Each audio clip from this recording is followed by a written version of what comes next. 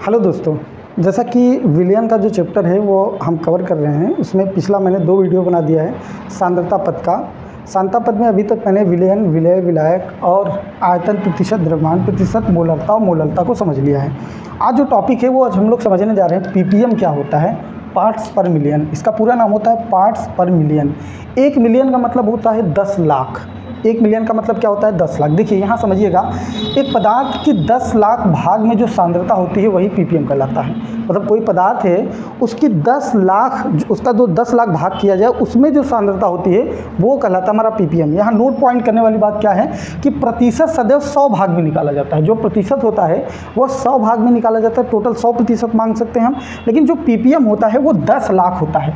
यानी 10 लाख कणों को छोटा छोटा हम बांट दें और उसमें से जो सांद्रता होगी वो निकालेंगे तो वो हमारा पीपीएम कहलाएगा।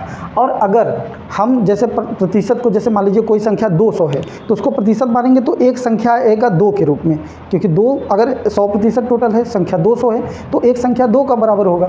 लेकिन यहाँ पर हम जानते हैं कि जो पीपीएम होता है वो 10 लाख भाग में किसी पदार्थ की सांद्रता जो होती है वो पीपीएम कहलाती है। परिभाषा आप यहाँ देखिए, पीपीएम सदैव 10 लाख भाग में देखा जाता है।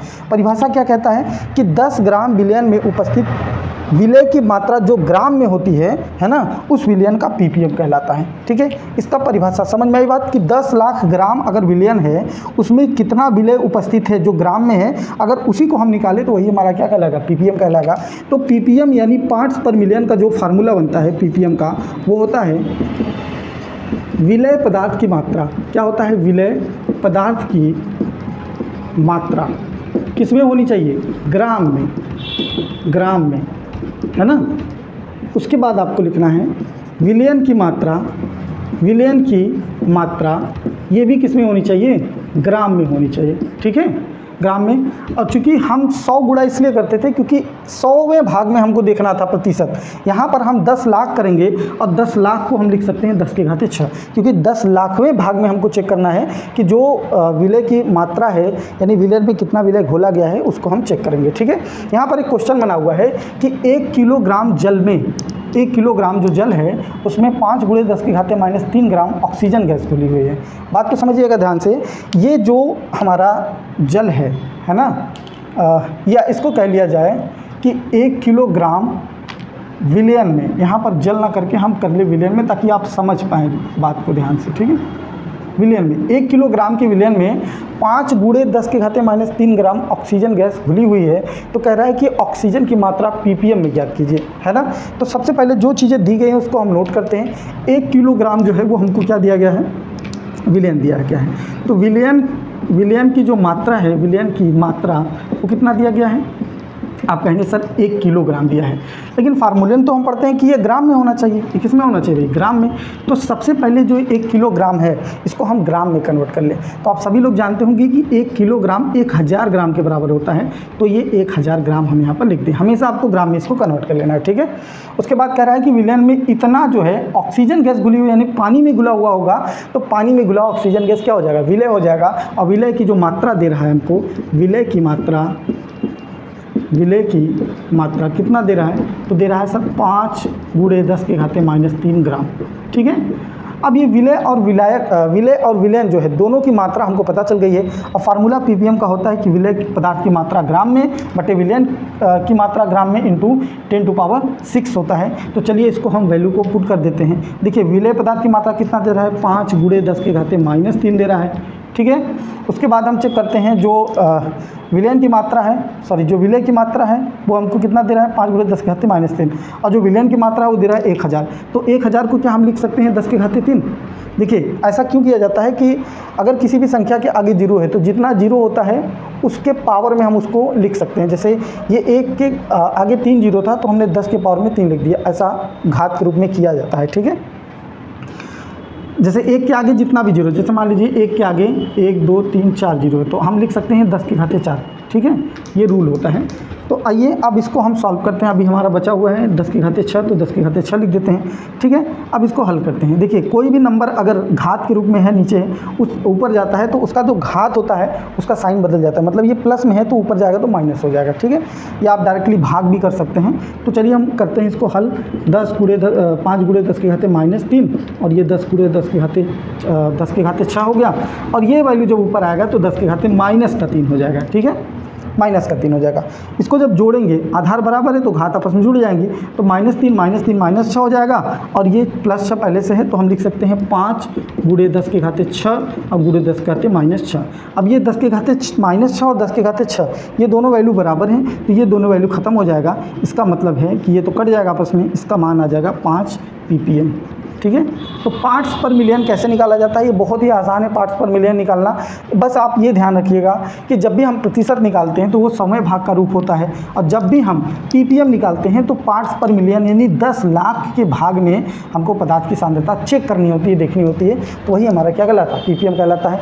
अब अगला टॉपिक जो डिस्कस करने जा रहे हैं हम लोग वो है मोल प्रभाज या मोल अंश। तो आइए अगला टॉपिक हम शुरू करते हैं, मोल अंश या मोल प्रभाज। सबसे पहले देखिए इसमें वर्ड दिया है अंश। अंश का मतलब होता है हिस्सा या भाग, ठीक है। हम जानते हैं कि विलयन जो हमारा होता है वो 2 चीज़ों से मिलकर के बना होता है। विलयन कौन कौन सी चीज़ों से मिलकर बना होता है, कई बार हमने आपको ये बताया हुआ है कि वो विलय और विलायक से मिलकर के बना होता है। एक हमारा होता है विलय जिसकी मात्रा कम या जो घुल जाए, और जिसकी मात्रा ज़्यादा या जो घोल दे वो होता है हमारा क्या, विलायक होता है, ठीक है। तो मोल अंश या मोल प्रभाज कहता क्या है, मैं यहाँ पर आप लोगों को लिख करके बताना चाहता हूँ कि किसी भी विलयन में किसी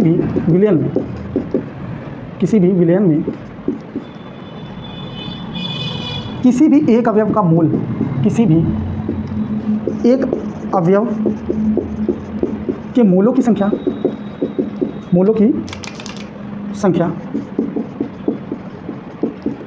एवं विलयन के कुल अवयवों के मोलों की संख्या का योग मोल अंश कहलाता है। योग क्या कहलाता है, मोल अंश कहलाता है, अंश या मोल प्रभाज कहलाता है, लिख सकते हैं, ठीक है। इससे पहले वाले वीडियो में मैंने आप लोगों को मोल बताया था। मोल का फार्मूला क्या होता है, देखिए मोल का फार्मूला हम लोग जानते हैं, मोल बराबर हमने पढ़ा था पदार्थ का भार और बटा का क्या पढ़े थे, पदार्थ का अणु भार। पदार्थ ये मोल की संख्या को n से डिनोट करते, पदार्थ के भार को हम डिनोट करते थे W से, और अणु भार को हम डिनोट करते थे m से। ये फार्मूला हम लोगों ने देखा था, ठीक है। यहाँ क्या कह रहा है परिभाषा मोल अंश का, कि किसी भी विलयन के किसी भी एक अवयव के मोलों की संख्या, किसी भी विलयन में, यहाँ कर लीजिएगा, किसी भी विलयन में किसी भी एक अवयव के मोलों की संख्या एवं विलयन के कुल अवयव मतलब विलय भी होगा और विलायक भी होगा, कुल अवयवों के मोलों की संख्या का जो योग होता है, योग का अनुपात, योग का यहाँ से लिख लीजिएगा, योग का अनुपात। अभी मैं फार्मूला लिखूंगा तो समझ में आएगा आप लोगों को। योग का अनुपात जो होता है, अनुपात वही आपका मोल अंश कहलाता है, मोल अंश कहलाता है, ठीक है। क्या कहलाता है, मोल अंश कहलाता है। अब आइए देखते हैं, देखिए अगर विलय है तो विलय कम होता है तो इसको हम डिनोट कर दें स्मॉल एन से। अगर विलायक है तो विलायक क्योंकि बड़ा होता है, ज़्यादा होता है, तो उसके मोल को हम डिनोट कर दें कैपिटल एन से, और उसके भार को हम डिनोट कर दें कैपिटल डब्ल्यू से, और उसके अणु भार को हम डिनोट कर दें कैपिटल एम से। तो भैया कोई दिक्कत नहीं होगा, हमको अच्छे से समझ में आएगा, ठीक है। तो यहाँ से परिभाषा से अगर हम फार्मूला बनाएं तो मोल अंश का जो फार्मूला होगा, मोल अंश का जो फार्मूला होगा वो होगा किसी भी अवयव के मोलों की संख्या और बटे में आपको लिखना है विलयन के कुल मोलों की संख्या। अब यहाँ मैं कुल मोलों की संख्या लिख दे रहा हूँ तो समझ जाइएगा, दोनों मोलों की संख्या है, विलय के मोलों की संख्या भी और विलायक के मोलों की संख्या भी, ठीक है, मोलों की संख्या, ठीक।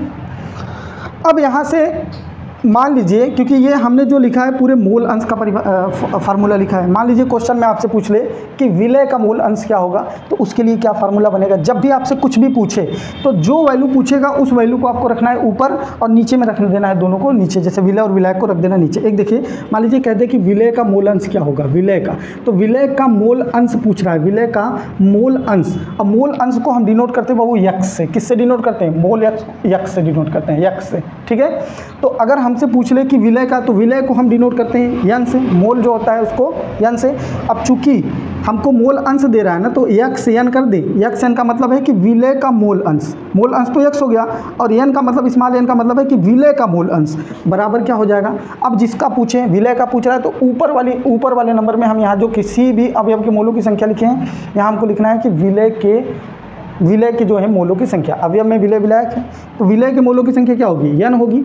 और नीचे में विलयन के कुल अवयवों के मोलों की संख्या, मतलब विलय भी होगा और विलायक, तो विलय के मोलों की संख्या क्या होगी, स्मॉल यन, और विलायक के मोलों की संख्या क्या होगी, कैपिटल यन। ठीक है, ये एक फार्मूला हमको मिल जाएगा।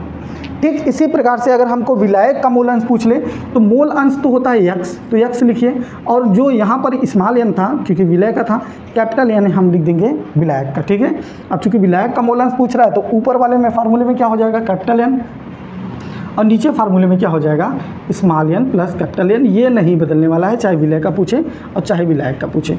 अगर फार्मूला आपको अच्छे से पता है तो निश्चित रूप से कोई भी प्रश्न आ जाए आप कर लेंगे। मान लीजिए मोल ना दे करके हमको पदार्थ का भार या अणु भार दे दे, तो भी हम मोल निकाल सकते हैं। आइए इस पर आधारित एक प्रश्न को करते हैं। ठीक है, यहाँ पर एक प्रश्न दिया हुआ है कि 72 ग्राम H2O तथा 92 ग्राम C2H5OH, जिसको हम एथिल एल्कोहल कहते हैं, के मिश्रण में दोनों के मोल अंश की गणना कीजिए। अब मोल अंश की गणना करने के लिए कह तो रहा है, लेकिन हमको मोल दे नहीं रहा है, बल्कि पदार्थ का भार दे रहा है। विलय के पदार्थ का भी भार दे रहा है और विलायक के पदार्थ का भी भार दे रहा है। ठीक है, और तो अब इसमें हम कैसे करेंगे, है ना। तो आइए हम लोग सबसे पहले देखते हैं हमको दिया क्या क्या चीज़ें। देखिए, जिसकी मात्रा कम है, यानी कि जल को हम मान लेते हैं विलय या विलायक, कुछ भी इसमें से मान लेते हैं।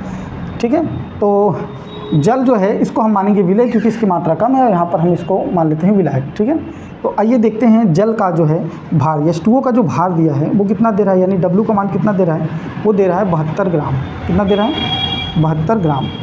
और इसके यम का मान नहीं पता है, और H2O के यम, किसी के यम का मान निकालने के लिए हमने आपको बताया था कि सारे भारों का योग ही उसके यम का मान होता है। तो H2O का फार्मूला होता है H2O। ठीक है, और इसको जब तोड़ेंगे तो 2 हाइड्रोजन प्लस 1 ऑक्सीजन मिल जाएगा, और इसका जो भार होता है हाइड्रोजन का 1 और इसका होता है 16। ये टॉपिक मैंने पिछले वीडियो में बताया था, अगर आप लोग नहीं देखें तो एक बार देख लीजिएगा कि अणु भार कैसे निकालते हैं, तो आपको समझ में आ जाएगा। इसका हम डायरेक्टली निकालते हैं तो कितना आ जाएगा, 18 ग्राम आ जाएगा। ठीक है, 18 ग्राम, यानी पदार्थ का भार और अणु भार पता चल गया। तो यन बराबर हम जानते हैं W क्या होता है, यम होता है। और हमको चाहिए था क्या, क्योंकि हम जानते हैं फार्मूला में अगर हमको विलय का निकालना हो, जैसे H2O का मोल प्रभाज हमको निकालना है, H2O का मोल अंश निकालना है, तो H2O का मोल अंश ऐसे मान लें कि x से हम डिनोट करते हैं, तो H2O का मोल हो जाएगा यानी कि स्मॉल यन बटा में स्मॉल यन प्लस कैपिटल यन। तो भैया दोनों का जो है हमको मोल तो पहले पता ही होना चाहिए, तभी तो हम निकाल पाएंगे। अगर मान लीजिए हम C2H5 का मोल अंश निकालना चाहते तो हमको क्या चाहिए, क्या चीज़ ज़रूरत पड़ती, हमको ज़रूरत पड़ती इन्हीं दोनों चीज़ों की। ठीक है, small N plus capital N, मतलब दोनों का मोल अंश जब तक हमको मोल नहीं पता रहेगा तब तक मोल अंश हम नहीं निकाल पाएंगे। फार्मूला आप देखते रहिए, यहाँ से हम लोग करके निकालते हैं। ठीक है, अब देखिए जो W का मान दिया है यहाँ पर कितना दे रहा है, 72 दे रहा है, तो 72 लिखते हैं। ठीक है, और यम का मान कितना आया, 18 आया, तो 18 चौका 72, यानी स्मॉल एन का मान कितना आ गया, स्मॉल एन का मान आ गया 4 मोल। कितना आ गया भाई, 4 मोल आ गया। ठीक इसी प्रकार से हम कैपिटल एन का भी मान निकाल लेते हैं। कैपिटल एन क्या है भाई, तो कैपिटल एन C2H5OH है, C2H5OH, और ये कैपिटल एन जो है यानी कि विलायक का मोल हम मान लेते हैं।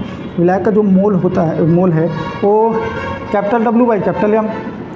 अब कैपिटल W का मान कितना दे रहा है, तो कैपिटल W का मान दे रहा है 92 ग्राम। कितना दे रहा है, 92 ग्राम, और इसका मान हमको पता नहीं है, तो इसका मान हम यम का मान निकाल सकते हैं। यम का मान निकालने के लिए क्या करना होगा, सारे भारों का योग, तो 2 कार्बन है प्लस 5 हाइड्रोजन है, और प्लस 5 और 1 यहाँ भी 6 हाइड्रोजन है, और प्लस 1 ऑक्सीजन है। ठीक है, तो इसको करते हैं मल्टीप्लाई, 2 12 और प्लस 5 हाइड्रोजन है यहाँ, 6 हाइड्रोजन है, सॉरी 6 हाइड्रोजन कैसे देखिए, 5 एक यहाँ है और एक यहाँ 6, तो 5 गुणे 1 प्लस ऑक्सीजन का होता है 16, तो 12 और 2 24 हो जाएगा, प्लस 6 रहेगा ना, 6 का 6 और प्लस 16। ठीक है, तो इसको अगर हम काउंट करेंगे तो 40 और 40 6 46, ठीक है, इसका आ जाएगा 46, है ना। अणु भार आया, ये m का मान आया।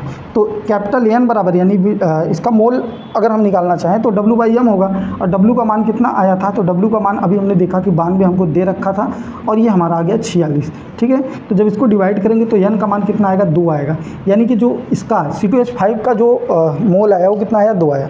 अब हमसे जिसका पूछा था, मान लीजिए H2O का हमको मोल अंश निकालना था ना, तो अब हम क्या करेंगे, इस वाले फार्मूले में रख देंगे। स्मॉल n का मान कितना आया है, 4 मोल आया है, तो हम फार्मूले में रखेंगे, यहाँ बराबर डायरेक्टली हम इसको नहीं लिख रहे हैं, यहाँ लिख रहे हैं 4, और फिर बटे में small n plus capital N। Small n का मान आया है 4 और कैपिटल N का मान आया है 2, तो 4 प्लस हम लिख देंगे 2, यानी आ जाएगा 4/6। इसको डिवाइड कर दीजिए, 2 से काटिए पहले, तो कितना आ जाएगा, 2 दूना 4, 2 तिहाई 6।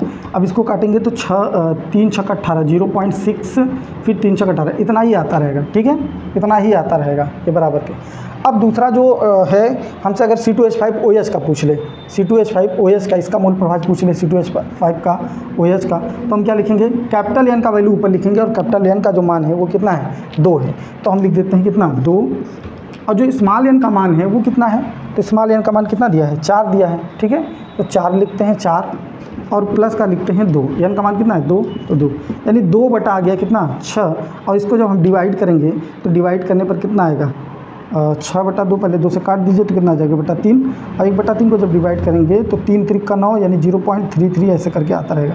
ध्यान रखिएगा, इसका जो मात्रक होता है वो मात्रक कुछ, क्योंकि यहाँ पर दोनों है मोल, और मोल से मोल क्या होंगे, कट जाएंगे, तो यहाँ पर इसका मात्रक कुछ भी नहीं रहेगा, ठीक है। तो इस तरीके से आपका ये जो है मोल अंश का जो टॉपिक है वो समाप्त होता है। अब ये जो सांद्रता पद है वो पूर्ण रूप से लगभग समाप्त हो चुका है। अगला जो टॉपिक रहेगा उसमें मैं न्यूमेरिकल्स लाऊंगा, उसमें सारे जितने भी टॉपिक्स मैंने पढ़ाए उसमें कुछ न्यूमेरिकल्स कराएंगे, उसके बाद जो है अगले टॉपिक पर हम लोग चलेंगे।